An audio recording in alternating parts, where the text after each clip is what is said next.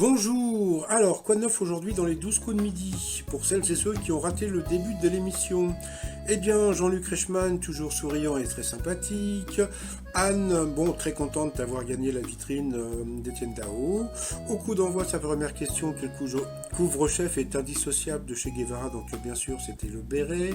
Après, donc vous aviez Alain de Marseille. Alors, selon une étude, faire le ménage quotidiennement équivaut pour les femmes à fumer 20 paquets de cigarettes. Bon, bah voilà. Ensuite, vous aviez donc Anne-Sophie. Alors pour Anne-Sophie, quelle petite révolution l'appli Instagram teste-t-elle dans 7 pays avant peut-être une généralisation mondiale?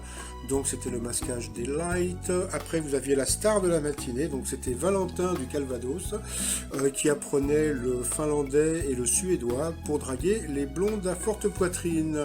Alors, plus les singes nasiques ont un gros nez, plus leurs testicules sont gros. Eh bien c'était vrai. Donc le t-shirt, je vote au pif. Ah, ah. Ensuite, quel animal le mot khalouf désigne-t-il en arabe? Donc bien sûr, c'était le cochon.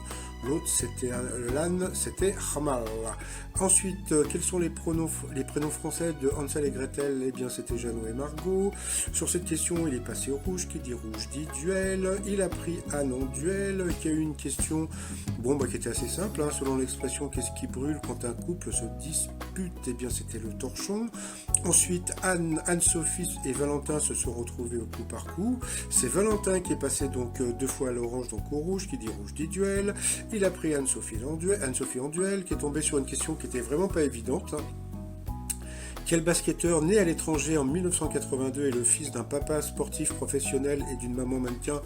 Comme tout le monde, on aurait dit Joachim Noah. Et en fin de compte, eh bien c'était Tony Parker. Donc si tu veux sortir avec un mannequin, eh ben fais du basket. Donc voilà. Ensuite, eh bien Anne et Valentin se sont retrouvés en coup fatal. Et puis au début, ça se passait plutôt bien. Et puis comme je dis tout le temps, il suffit qu'on perd à une question et après on perd un peu les pédales. Donc malheureusement, Valentin a perdu, donc il a eu droit à un gros bisou de Anne. Voilà, en plus on a pu voir qu'il avait un très joli sourire et qu'il était très très très sympathique. Ensuite, par rapport à au coup de maître, elle s'est plantée sur une question. Le truc, c'est dommage pour elle parce que comme d'habitude, elle avait beaucoup de questions hyper simples. Donc quelle personnalité religieuse